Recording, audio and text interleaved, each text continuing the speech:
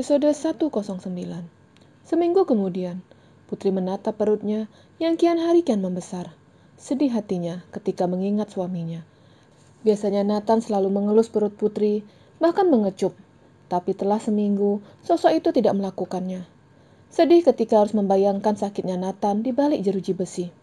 Tapi dia tidak berbuat banyak, selain berdoa. Hanya itu yang bisa dilakukannya. Pintu kamar diketuk. Terlihat Tari ada di ambang pintu yang sedari tadi memperhatikan saudarinya. "Apa kamu sudah siap?" tanya Tari. "Hari ini adalah jadwal persidangan pertama untuk Nathan." Putri menganggukkan kepalanya. Tari masuk ke dalam kamar dan merangkul bahu saudarinya. "Kamu harus kuat, semua ini cobaan," ujarnya menghibur. "Aku tidak tahu apakah air mataku bisa terus bertahan atau malah mengalir deras ketika melihatnya," sahut Putri sedih. "Kamu bisa, karena kamu kuat," Tari menyemangati. Mereka keluar dari kamar dan terlihat ada Andre di ruang tamu yang sedang menunggu mereka. "Andre, Oma tidak bisa ikut," ujar Oma Lili. "Iya, Oma," sahut Andre. "Mama akan menemani Oma di sini," ujar Ibu Siska. Andre menganggukkan kepalanya dan membawa kedua saudari kembar itu menuju pengadilan. Di pengadilan, Nathan beserta tim Pak Benny menyiapkan segalanya. Mereka mengarahkan Nathan untuk menjawab pertanyaan dengan jujur. Dan Nathan setuju, dia harus membuka semuanya termasuk tentang kehamilan Nadia. "Apa istriku akan datang?" tanyanya ke Pak Benny. Kata Andre, mereka sedang dalam perjalanan.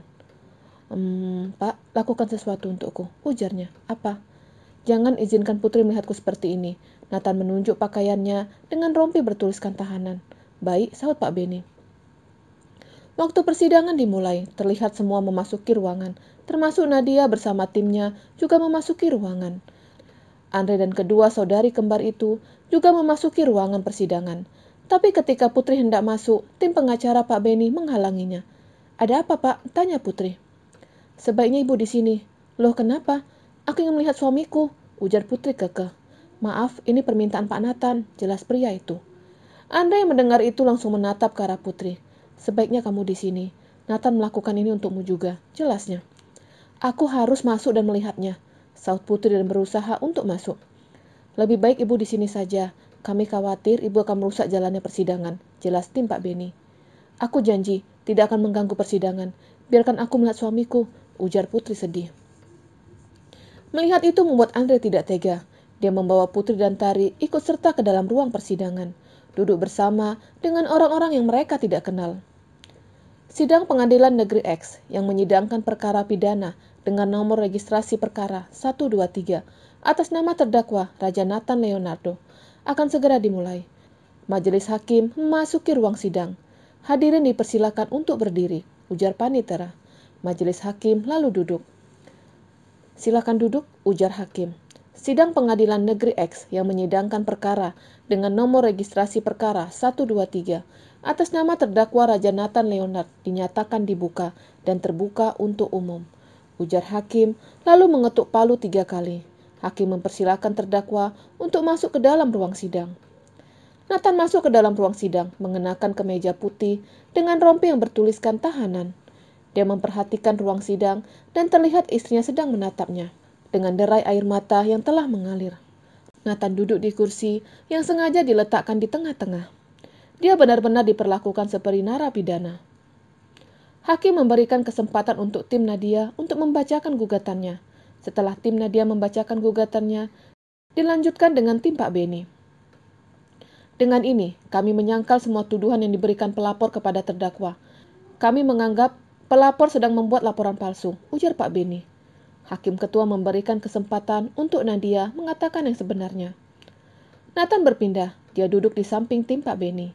Dia dapat melihat istrinya yang terus menatapnya dengan kesedihan. "Beberapa bulan lalu, saya mengirim pesan ke terdakwa yang berisi tentang kehamilan saya," ujar Nadia. Putri mengingat pesan itu. Karena pada saat itu dia yang pertama kali melihat pesan yang masuk ke ponsel Nathan. "Terdakwa datang menemui saya dan mengatakan untuk menggugurkan anak yang saya kandung," ujar Nadia. "Saya menolak untuk melakukan itu. Terdakwa mengatakan akan membiayai anak yang saya kandung sampai lahir. Tapi saya menolak karena itu aib. Dan dia memberikan pilihan, yaitu menikah dengan asistennya yaitu Andre, atau tidak menikah sama sekali. Yang artinya terdakwa tidak akan membiayai anak yang ada di dalam kandungan. Dan juga saya harus menanggung aib itu sendiri, ujar Nadia. Tari yang berada di situ langsung menoleh ke suaminya.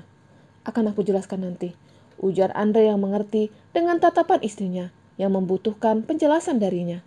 Kemudian hakim memberikan Nathan untuk menyangkal ataupun mengakui semua ucapan Nadia. Nathan kembali duduk di tengah-tengah. Saya mengakui jika yang diucapkan pelapor benar, tapi saya menyangkal percobaan pembunuhan itu, ujarnya. Hakim sedang berdiskusi dengan hakim anggota. Sidang akan dilanjutkan minggu depan dengan menghadirkan saksi dan sidang ditutup, ujar hakim ketua lalu mengetuk palu 3 kali. Setelah hakim keluar dari ruang sidang, giliran Nathan keluar dari ruang sidang dengan didampingi petugas. Nathan, teriak Putri ketika suaminya akan memasuki mobil tahanan. Nathan menolehkan kepalanya. Putri buru-buru menghampiri suaminya, mendekap Nathan dengan sangat erat. Aku merindukanmu, ujarnya. Aku juga, sahut Nathan dan mendekap istrinya. Silakan, ujar petugas. Nathan melepaskan pelukan istrinya. Nathan, teriak Putri. Aku akan baik-baik saja, sahutnya dan masuk ke dalam mobil tahanan. Nathan, teriak Putri sembari terduduk di tanah. Andre dan Tari membawa Putri untuk kembali ke mobil. Putri tenang, ujar Tari. Aku tidak bisa tenang. Wanita itu telah mengarang, gerutunya marah. Itu belum final. Minggu depan adalah sidang para saksi, dan aku akan memberikan kesaksian, ujar Andre. Apa kamu akan membantu Nathan? Tanya Putri. Tentu aku akan membantunya. Kami sudah seperti saudara. Kamu harus tenang, semua demi kebaikanmu dan janin yang ada di dalam, ujar Andre. Nadia dan timnya telah kembali ke apartemen. Mereka mencari saksi yang akan memberatkan Nathan. Tapi tidak ada siapapun yang bisa dijadikan saksi, karena pada saat itu tidak ada siapapun yang tahu kehadiran Nathan kecuali Andre. Kita tidak memiliki saksi, hanya kesaksian Anda yang tadi. Diharapkan dapat membuat terdakwa mendapatkan hukuman seberat-beratnya, ujar pengacara Nadia. Apa itu bisa? Tanya Nadia ragu. Saya kurang yakin. Kita tidak tahu siapa saksi yang dibawa terdakwa. Dan jika kesaksian dari para saksi terdakwa memberatkan Anda, bisa dipastikan kita kalah, sahut pengacara. Nadia takut. Jika kalah, maka sama saja dia memberikan laporan palsu. Dia mulai memikirkan cara licik. Saya ingat, pada saat kejadian itu, pembantu saya ada di dapur. Dia bisa dijadikan saksi, ujarnya bohong. Tidak ada siapapun di apartemennya. Dia sedang mencari saksi palsu yang akan memberatkan hukuman Nathan. Baiklah, bagaimana cara menghubunginya? Tanya pengacara itu. Saya akan menghubunginya. Begitu sampai di apartemen, Tari langsung menanyakan tentang ucapan Nadia. Apa benar kamu mau menikahi wanita itu? Tanyanya. Tidak, aku tidak berniat menikahinya. Tapi tadi di ruang sidang, wanita itu mengatakan kalau kamu yang akan bertanggung jawab. Itu hanya rencana Nathan, tapi kenyataan aku tidak menikahinya, jelasnya. Tapi itu sama saja kalau kamu memang setuju dengan ide Nathan, gerutu Tari dan berlalu ke kamar. Wanita, oh wanita, kenapa masa yang sudah lalu harus diungkit? Gumamnya dan menyusul istrinya ke kamar. Tari sedang duduk di pinggir tempat tidur. Entah apa yang dipikirkannya. Tapi dia merasa suaminya berniat menikahi Nadia. Sayang, ini masalah sudah lama, dan aku tidak ada niat menikahinya, jelasnya sembari merangkul bahu Tari. Iya sekarang, tapi dulu pasti ada. Tidak ada, aku tidak tertarik dengannya. Bohong, Tari memalingkan wajahnya. Apa kamu cemburu? Tanya Andre. Tari hanya diam dan tetap memalingkan wajahnya. Katakan, apa kamu cemburu? Tanya Andre lagi. Enggak, untuk apa aku cemburu? Sahutnya bohong. Oh begitu, ternyata kamu tidak mencintaiku. Andre memilih membelakangi istrinya. Bukan seperti itu. Aku mencintaimu. Tari menarik lengan suaminya agar menatapnya. Andre menatap istrinya dengan lembut. Apa kamu cemburu? Tanya Andre lagi. Tari menganggukkan kepalanya pelan. Oh sayangku, aku juga cemburu ketika mendengar pria brengsek itu mengganggumu. Bahkan aku akan cemburu kepada semua pria yang menatapmu, ujarnya lalu memeluk erat Tari. Pria brengsek itu siapa? Tari bingung. Wisnu. Oh dia. Apa benar kamu telah menginjak kemaluannya? Tanyanya yang kurang yakin dengan pendengarannya pada saat menguping pembicaraan Andre dan Nathan. Iya, aku menginjak telurnya. Ih, kamu serem. Aku jadi takut. Tari bergidik. Aku akan melakukan apapun untukmu. Siapapun itu orangnya yang mencoba mengganggumu akan berhadapan denganku. Jika ada pria yang mengganggumu lagi, katakan kepadaku, ujarnya dan mencium bibir Tari. Andre, aku ingin mengatakan sesuatu, ujar Tari dan mengakhiri ciuman itu. Ada apa? Tanya Andre. Tiba-tiba ponselnya berdering. Nanti kita bicara lagi, ini dari Pak Beni, ujar Andre dan berlalu. Tari ingin mengatakan kepada suaminya jika dia sedang mengandung, tapi suaminya terlalu sibuk sampai dia tidak punya kesempatan untuk mengatakan. Sabar sayang, pasti papa akan tahu, ujarnya sembari mengelus perutnya. Keesokan harinya, setelah Andre berangkat kerja, Tari pergi untuk menemui saudarinya. Tapi sesampai di sana, Putri tidak ada. Putri kemana, Oma? Tanyanya. Bukannya di kamar, sahut Oma Lili. Tidak ada, aku sudah mencarinya. Apa dia mengatakan akan pergi kemana? Tanya Tari khawatir. Tidak ada, Oma dari tadi duduk di ruang tamu, tapi tidak memperhatikan ada yang keluar. Mendengar itu membuat Tari khawatir. Dia segera menghubungi suaminya. Ada apa sayang? Tanya Andre sembari menyetir mobilnya. Putri tidak ada, sahutnya. Apa? Kemana dia pergi? Kalau aku tahu, pasti aku tidak tanya, gerutu Tari. Kenapa kamu sekarang terlalu mudah marah? Ada apa? Apa terjadi sesuatu? Tanya Andre. Iya, aku sedang mengandung, sahutnya. Apa? Andre langsung memberhentikan mobilnya. Sayang, jangan bercanda, ujar Andre lagi. Aku serius, sahutnya. Yang benar, tanya Andre lagi yang merasa istrinya sedang mengerjainya. Ya sudah kalau tidak percaya. Tari menutup panggilan itu. Dan dia langsung memutar arah mobilnya kembali ke apartemen. Tapi sebelum ke apartemen, dia mampir ke apotik, membeli yang namanya tespek. Andre mencari Tari di apartemen Nathan. Di mana Tari? Tanyanya ke Oma Lili. Baru saja balik. Andre langsung berlari ke apartemennya, mencari keberadaan istrinya.